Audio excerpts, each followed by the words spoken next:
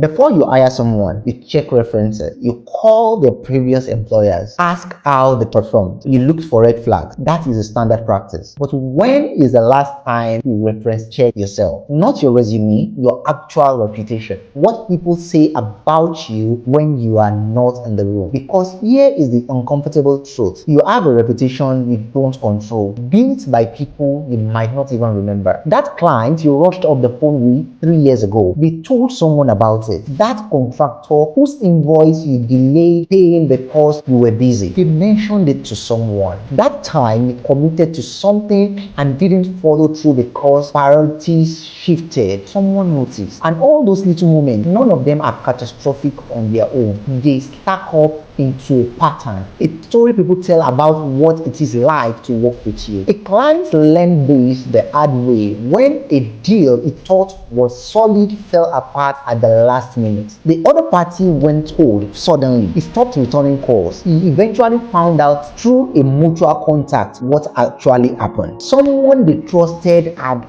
worked with him earlier. It was a small project. He would not give it the necessary attention. He delivered late. Nothing terrible, but it wasn't great. And that one mediocre experience killed a deal worth 10 times the original project was. Here's what is wild. He didn't even remember that earlier project. It was years ago, but they remembered. And when someone asked them about this client, that story was told. Your reputation isn't built in the big moments. It is built in the margins, the follow-up you didn't send, the thank you you forgot, the small commitment you treated as optional.